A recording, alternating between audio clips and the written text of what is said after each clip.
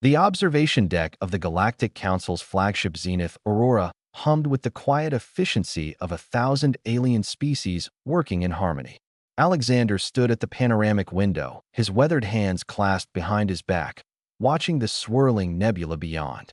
At 73 standard years, he was old by human standards, ancient by the standards of the war he'd survived. Commander Alexander. Anna's voice cut through his reverie. The young lieutenant approached, her boots clicking against the metallic floor. At 26, she represented the new generation of humanity, those who'd grown up in the aftermath of the Siege of Terra, who knew the galaxy as allies rather than enemies.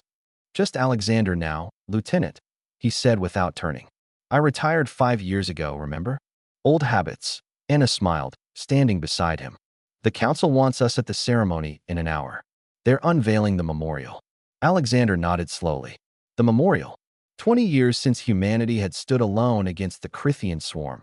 20 years since Earth's orbital platforms had burned, since Mars had gone dark, since Luna had nearly fallen. 20 years since humanity had done the impossible. You weren't even born yet, Alexander mused. No, sir. But I've read the reports. Studied every tactical file. What you did, what all of you did, it changed everything. We did what we had to do. They made their way through the corridors, passing dozens of alien species. The towering Vexarii with their crystalline exoskeletons, the floating Lumini who communicated through bioluminescent pulses, the reptilian Scarith with their tactical genius. Once, they had all watched from the sidelines as humanity faced extinction. Now, they called humans allies, friends, brothers in arms. The memorial hall was vast, carved from a hollowed-out asteroid and lined with hollow displays. Thousands of beings from across the galaxy had gathered. Alexander felt the weight of their stares as he entered. The human veteran. The legend. There he is, someone whispered in universal standard. The one who held the line at Io. Anna walked beside him, her head held high with pride. She'd grown up on stories of the war, but walking beside someone who'd lived it was different. She could see it in his eyes, the ghosts he still carried. The ceremony began with speeches. The Galactic Council's prime speaker, a venerable Lumini named Celestia, floated to the central podium. Her light pulsed in solemn patterns as translators converted her words. 20 years ago, we watched. We debated. We calculated probabilities. The Crithian swarm consumed 17 civilizations before reaching human space. Every simulation, every analysis, every strategic model concluded the same result. Humanity would fall in 47 days. The hall was silent. Humanity lasted 412 days. They didn't just survive. They fought with a ferocity, a determination, an absolute refusal to surrender that defied all logic. They fought with weapons that shouldn't have worked. They used tactics that shouldn't have succeeded. They turned civilian ships into bombs, research stations into fortresses, mining equipment into weapons of war. Alexander closed his eyes. He remembered the screams over the comms, the burning ships, the millions who died buying time, buying minutes, buying seconds.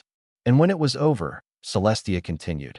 When the swarm finally retreated, broken for the first time in recorded history, we asked humanity why. Why did you fight so hard? Why didn't you evacuate? Why didn't you surrender? The Lumini's light pulsed bright. And they said, because it was our home. Applause rippled through the hall, tentacles, claws, and hands creating a symphony of respect. But Alexander didn't join. His eyes had caught something through the transparent ceiling of the memorial hall, a flicker of movement in the void beyond. No, Alexander whispered. Anna turned to him. Sir, no, look over there. His hand rose, pointing toward the starfield. Alexander stared and froze in shock. Anna followed his gaze, her breath catching.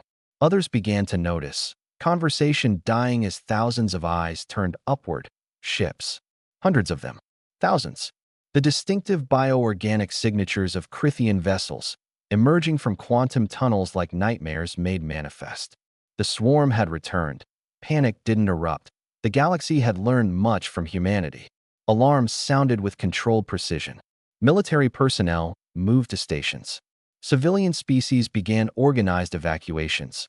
But Alexander just stood there, staring at the approaching armada. Anna watched his face, expecting fear, expecting the trauma to resurface.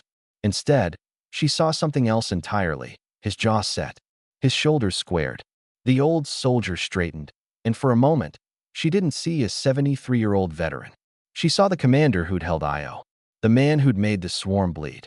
"Lieutenant Anna," Alexander said quietly, his voice carrying the steel of someone who'd already died once and decided he didn't like it. "Sir, give me a calm line to Earth Fleet Command.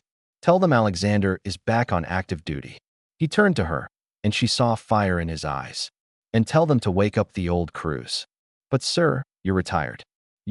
I'm human, Lieutenant." His lips curved into something that wasn't quite a smile. "And they just made a very serious mistake."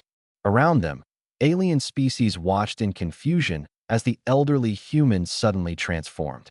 They'd heard the stories, read the reports, studied the tactics.